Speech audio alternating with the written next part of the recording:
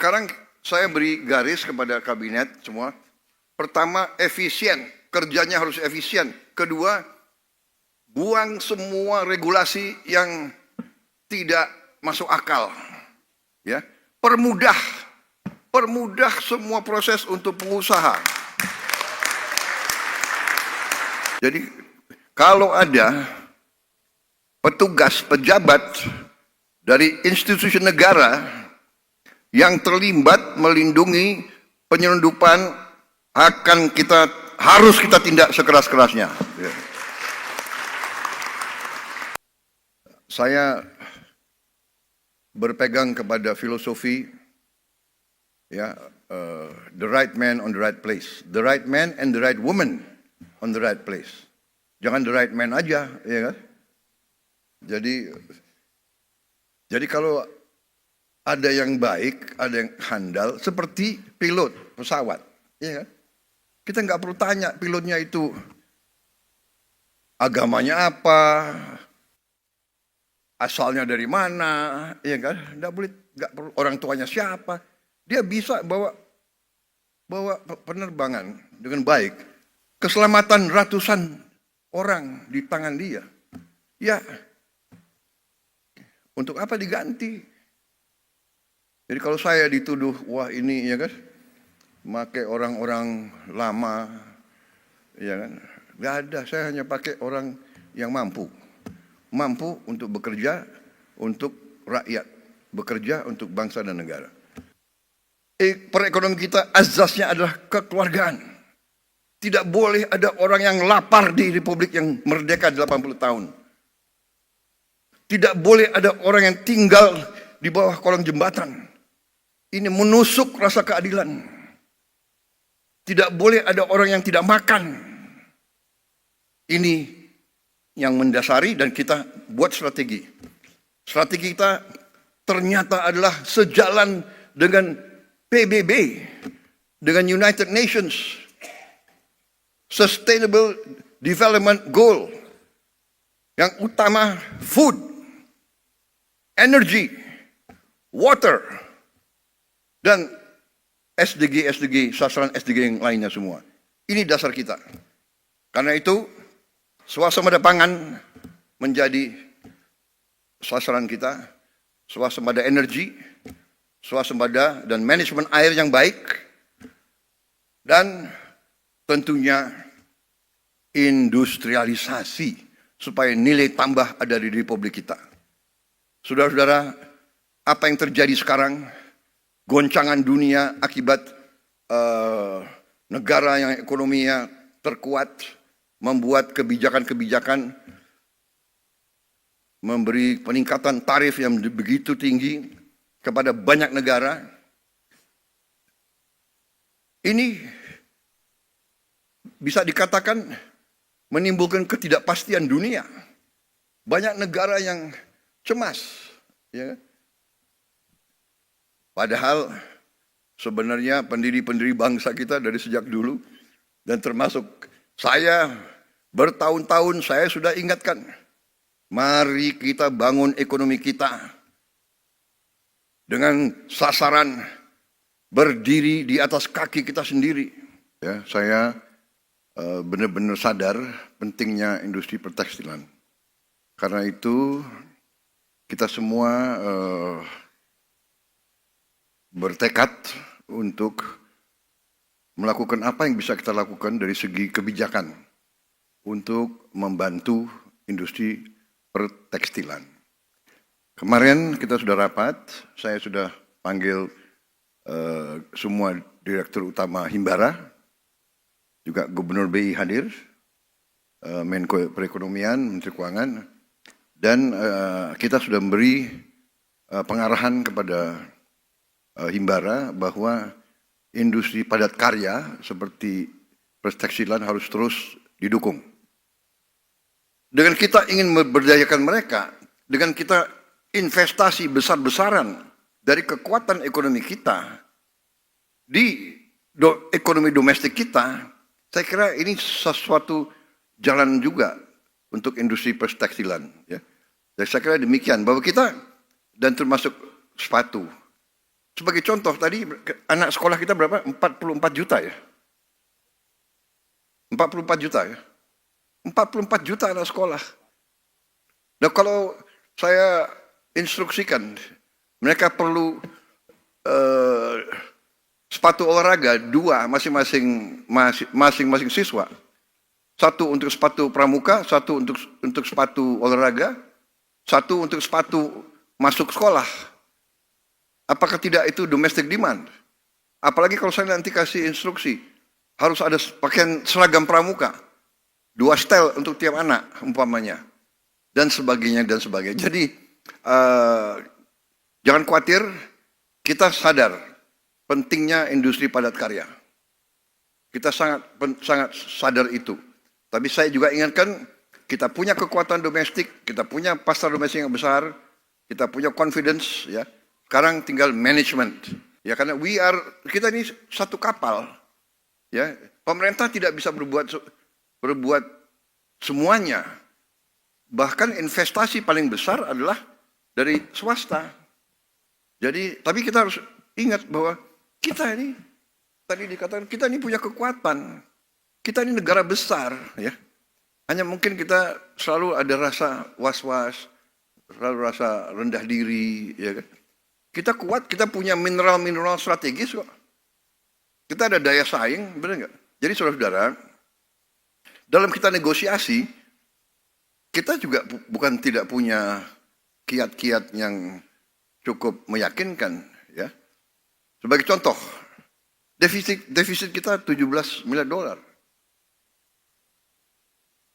Surplus kita 17 miliar dolar sama Amerika. Benar? Itu yang jadi masalah bagi mereka kan? Saya sangat confident.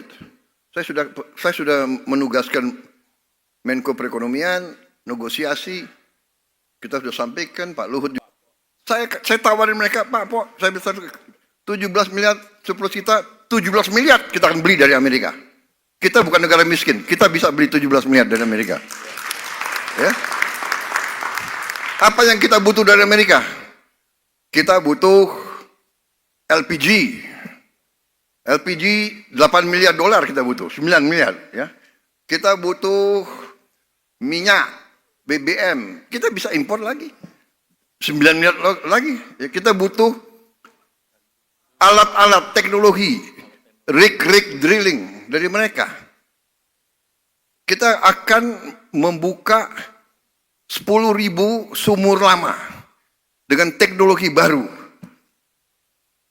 Jadi mungkin 3-4 item, Pak Po. Ya. Pak Po. Ya, kedelai kita butuh dari mereka. Ya, gandum, apalagi kapas, pesawat terbang, ya. Tapi sekarang pesawat terbang dari Tiongkok murah-murah loh. Ya. Jadi saudara-saudara, ya we have yang penting kita nih confident. Saya terima kasih. Indonesia Incorporated, ya. Sekarang saya beri garis kepada kabinet semua. Pertama, efisien, kerjanya harus efisien. Kedua, buang semua regulasi yang tidak masuk akal. Ya, permudah semua proses untuk pengusaha. Jadi perizinan saya minta ya menteri-menteri ya, jangan ragu-ragu. Saya minta demi rakyat. Kadang-kadang ya, ini birokrat ini saya kasih peringatan ya. Ada aja ya. Sudah dikeluarkan keputusan presiden, dia bikin lagi peraturan teknis. Pertek apa itu pertek? Ya. Kadang-kadang perteknya itu lebih galak daripada keputusan presiden. Gak ada lagi pertek. Pokoknya pertek keluarkan oleh kementerian harus seizin Presiden Republik Indonesia. Ya. Jadi saya benar-benar ini kesempatan. Saya minta ya, ada Menteri Pertanian, ada Menteri Perdagangan, Nggak usah ada kota apalagi semua. Nggak ada kota. Siapa mau impor daging, silakan. Siapa aja boleh import. Saudara-saudara. Mau impor apa? Silakan, buka aja. Rakyat kita juga pandai kok, ya kan? Jangan bikin kota-kota, habis itu perusahaan A, B, C yang hanya ditunjuk, hanya dia boleh import. Enak aja. Iya kan? Udahlah, kita sudah lama jadi orang Indonesia. Udah nggak pakai, jangan pakai praktek-praktek itu lagi gitu, ya. Nggak, karantina.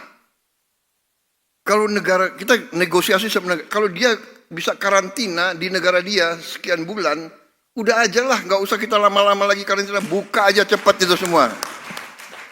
Ya, biar cukai harus beres, jangan macam-macam lagi, cari prosedur yang mengada-ada, memperlama-lama gitu. Sudah lama kita jadi orang Indonesia, ya kan? Sama juga, saya mau koreksi, TNI, ada nggak di sini TNI? Angkatan Laut, kepolisian, ya kan? Saya juga sudah lama jadi mantan prajurit. Ngerti juga saya itu, ya kan?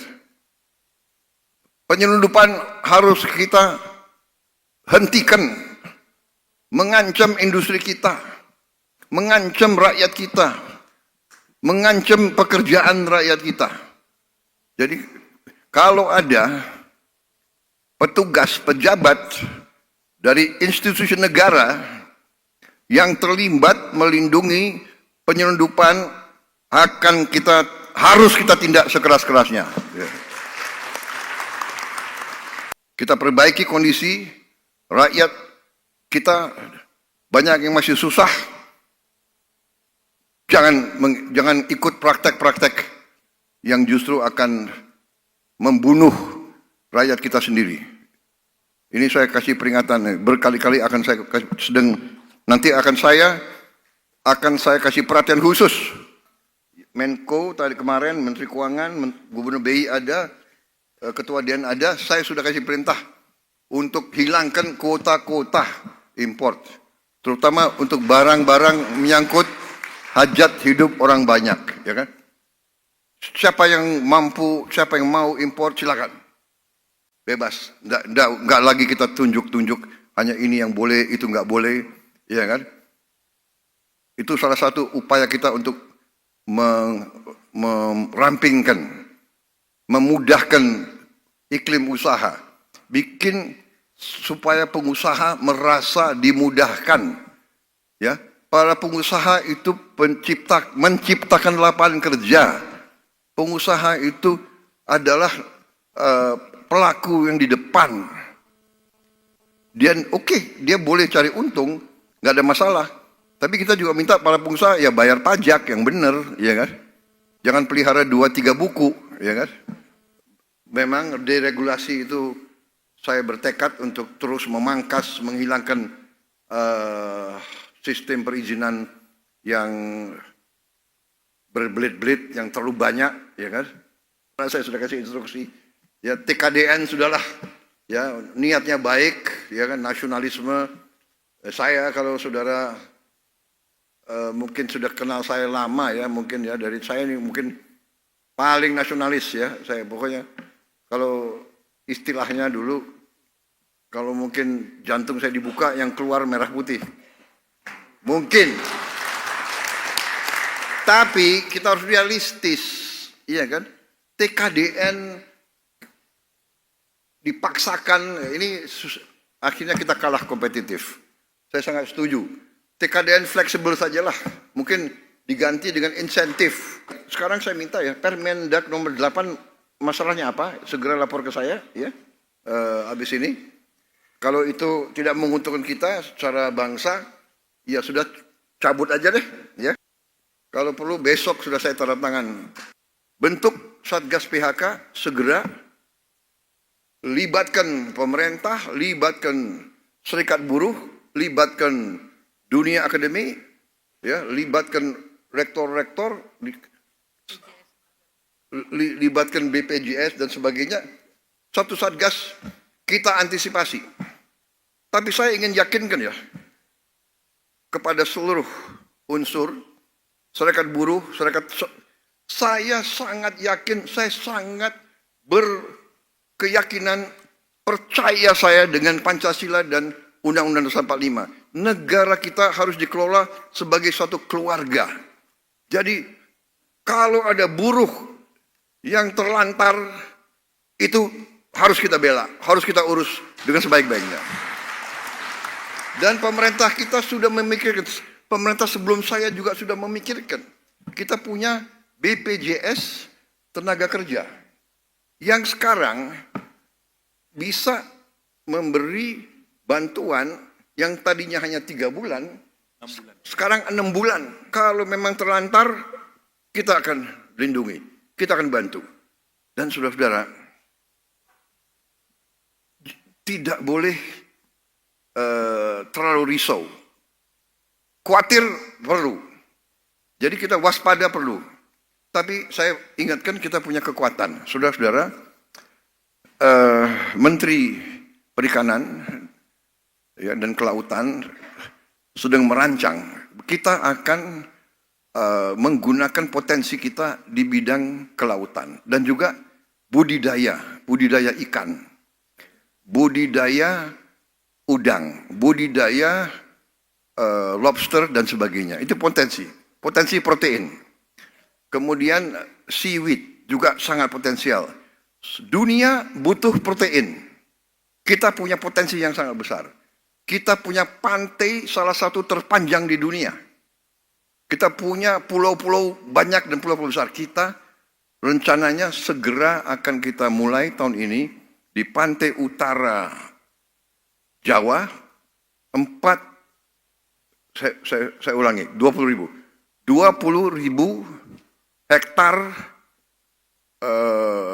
tambak ikan. 1 hektar akan menyerap 2 sampai 3 pekerja. 20.000 artinya minimal 40.000 orang bekerja. Itu hanya 20.000 hektar. Rencana kita sampai dengan 40.000 hektar. Kita akan mulai dalam waktu dekat segera. 40.000 hektar. Itu di pantai utara Jawa. Di luar Jawa segera akan dibuka di Waingapu. Di NTT Waingapu 2.000 hektar. Sudah siap semua. Finance semua siap dan sebagainya. Dari mana-mana sudah diupayakan oleh Menteri KKP. Saya kira Menteri Keuangan juga segera akan keluarkan sudah ya. Oh, terima kasih Menteri Keuangan. Jadi sudah siap ya Waingapu. Jadi saudara-saudara, kita akan buka lapangan kerja baru. Nanti masalah PHK ini saya sangat tertarik dengan usul Satgas PHK. Satgas PHK cari posko yang bagus, kita petakan semua, di mana ada peluang lapangan kerja, di mana ada PHK, kita bisa segera link and match dan pemerintah akan bantu. Saudara-saudara. Menteri Pertanian juga merencanakan kita akan melakukan investasi besar-besaran di bidang pertanian yang kita hitung nanti bisa menyerap 8 juta lapangan kerja. Sekarang percaya, saya lihat daerah-daerah sekarang sudah banyak maju. Benar nggak? Merauke bagus jalan-jalannya. Sekarang sudah ada wifi di mana-mana. Ya. Jadi kita kalau asal demikian ya, kita akan buka lapangan kerja yang cukup besar. Tinggal, tapi benar, kita perlu Satgas terintegrasi semua pihak sehingga informasi cepat gitu loh. Begitu ada PHK di satu tempat, apa langkahnya? Saya terima kasih. Begitu cerita masalah, kita atasi, kita pelajari bagaimana, iya kan?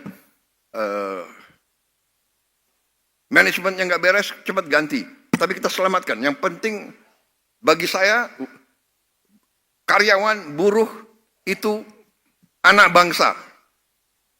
Harus kita lindungi, harus kita jaga. Ini bagi saya ini bukan apa-apa, ini kehormatan saya. Kehormatan saya.